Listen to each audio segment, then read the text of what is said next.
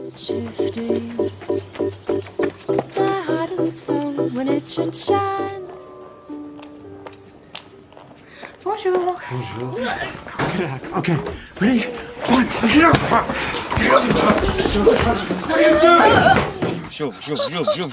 Voilà, je vais essayer de... Ça vous fait mal là? Oh là là! Ah là là.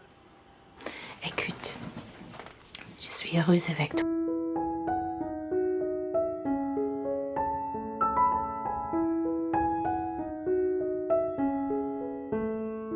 Film berlatar belakang di sebuah kota kecil yang berada di Prancis. Ada seorang pria parubaya sedang sibuk membuat kue yang bernama Martin Joubert.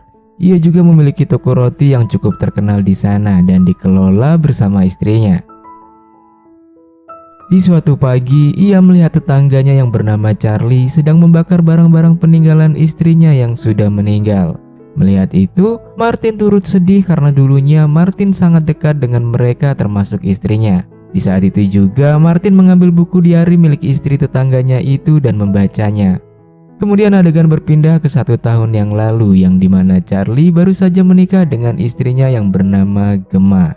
Dan mereka memutuskan pindah dari London ke kota kecil itu. Gemma dan Charlie adalah seorang seniman yang cukup lama tinggal di Inggris. Sampai pada akhirnya Gemma mengajak suaminya untuk pindah dari kota agar lebih tenang jauh dari hiruk-pikuk manusia. Di suatu hari Gemma dan suaminya telah tiba dan kebetulan bertetangga dengan Martin. Dan saat itu anjing milik Martin berlari mendatangi anjing milik Gemma yang saat itu mereka baru saja tiba di rumah baru mereka. Di situ Martin memperkenalkan dirinya bahwa ia adalah tetangganya dan berkata jika mereka butuh bantuan Martin siap membantu jika dia bisa.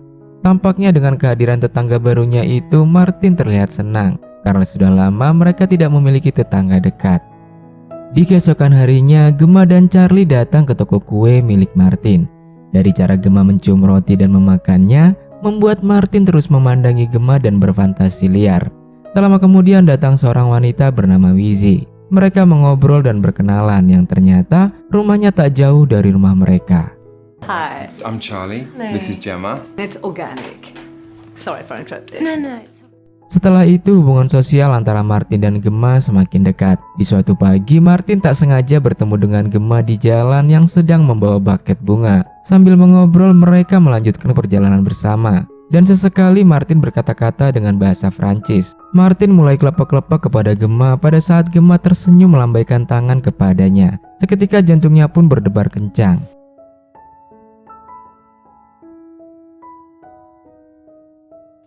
Namun di balik senyum manis Gemma, rupanya tampak ada hal yang mengganggunya.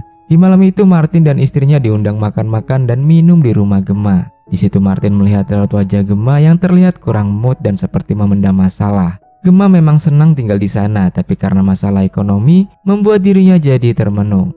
Terlebih lagi suaminya hanya sebagai tukang pengrajin dan itu pun tidak pasti selalu ada pembelinya. Bahkan pada saat hujan deras, atap rumahnya pun banyak yang bocor. Melihat itu, Martin turut prihatin dan mencoba membuat Gemma bahagia.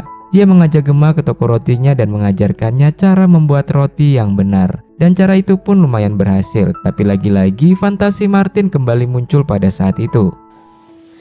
Il fait chaud ici.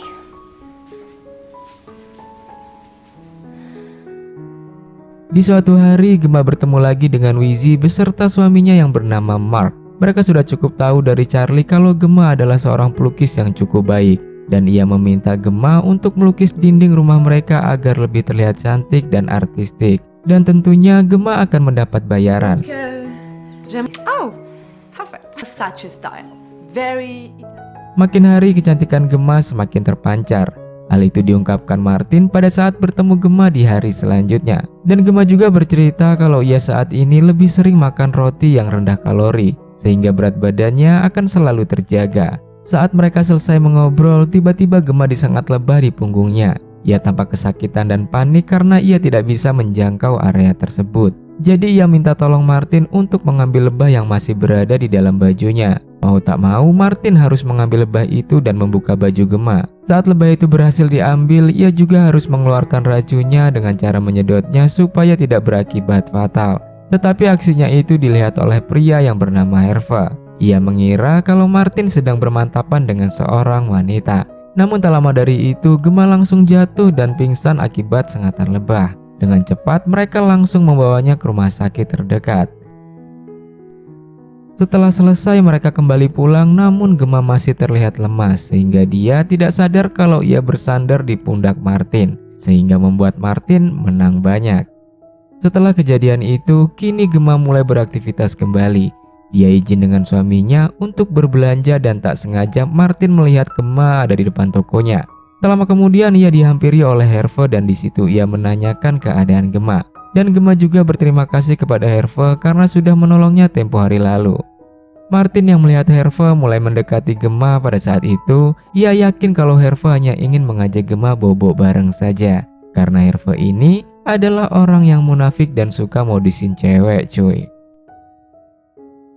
Besoknya pada saat di minimarket dengan tak sengaja mereka bertemu kembali dan Herve mengajak Gemma mampir ke rumahnya untuk minum bersama. Saat Martin di jalan tak sengaja ia melihat mobil Gemma yang melintas. Lalu ia mengikutinya dan ternyata dugaannya terhadap mereka itu tidak meleset. Sampai pada akhirnya mobil Gemma berbelok menuju ke rumah Herve. Dan sudah bisa ditebak pastinya mereka bakal main senam maju mundur di dalam sana. Bisa dipastikan Gemma telah main gila di belakang Charlie. Hal itu diperkuat dengan Martin melihat leher Gemma yang merah karena bekas ikan cupang. Di suatu hari, Martin tak sengaja mendengar percakapan Herve dengan kekasihnya yang berada di luar kota. Martin sudah yakin bahwa hal ini bakal terjadi. Herve bukanlah orang yang baik, ia hanya ingin sekedar senang-senang saja dengan Gemma dan tak lebih. Tapi Martin tidak bisa berbuat banyak karena kalau ia memberitahukan hal itu kepada Gemma, pastinya ia akan dimarahi karena sudah ikut campur urusannya. Makin hari hubungan gelap antara Herve dan Gemma semakin brutal. Di setiap hari mereka sangat sering melakukan kegiatan permantapan duniawi. Bahkan tak segan-segan mereka berani main kuda lumping di rumah Gemma pada saat suaminya sedang pergi ke London karena ada urusan. Hingga suatu hari, pada saat Gemma kembali ke rumah Herve, mereka tak sengaja menjatuhkan patung yang sangat berharga milik ibunya Herve. Gemma berkata itu bisa diperbaiki oleh suaminya, jadi tidak perlu khawatir. Beberapa hari kemudian, Gemma mendapat banyak surat tagihan, tapi salah satunya adalah sebuah surat yang ditujukan untuknya. Surat itu bertuliskan kalau Herve tidak bisa lagi melanjutkan hubungan mereka berdua karena dirinya akan pergi ke luar negeri. Lantas hal itu membuatnya jadi panik. Kemudian Gemma menelpon Herve namun tidak diangkat. Namun tiba-tiba ada sebuah SMS muncul dari Herve dan mengatakan kalau ia tidak bisa menunggunya lagi dan meminta maaf.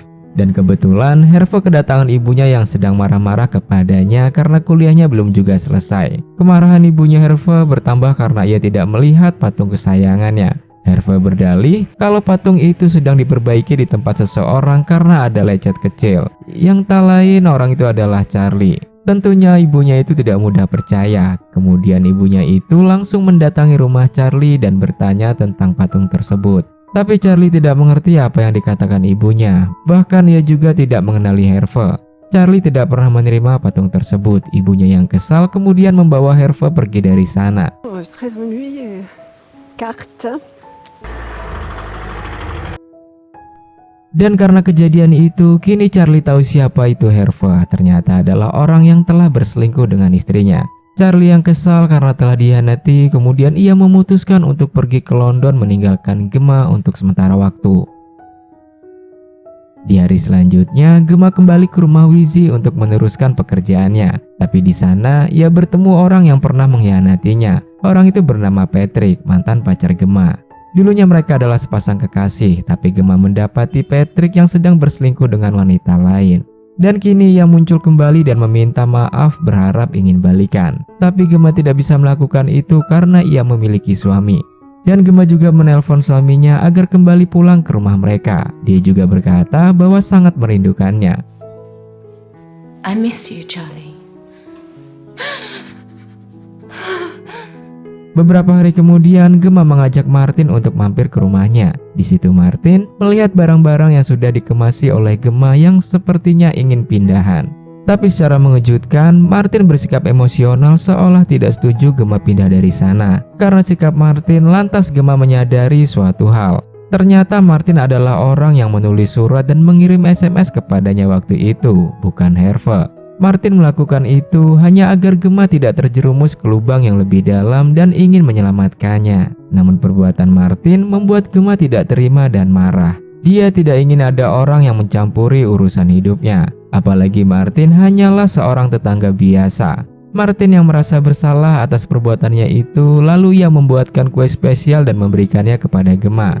Tetapi dari itu, Patrick datang dan membicarakan hal yang sama. Namun Gemma tetap tidak ingin kembali bersamanya. Dan tak lama dari itu, Charlie pulang ke rumah. Tapi baru masuk beberapa menit ke dalam rumah, Charlie keluar lagi dan meminta bantuan kepada Martin. Martin mendapati Gemma yang sudah tak bernyawa di dapur, entah apa yang terjadi. Malamnya tim penyidik datang dan berkata bahwa Gemma meninggal dikarenakan tersedak roti yang dimakannya.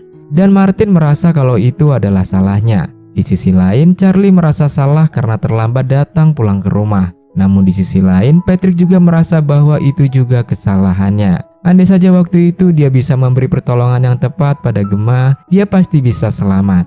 Akhirnya Martin sampai pada halaman terakhir di hari milik Gemma. Seharusnya Gemma masih bisa mendapatkan kehidupan yang lebih baik dari itu. Dan pada akhirnya, Mamat.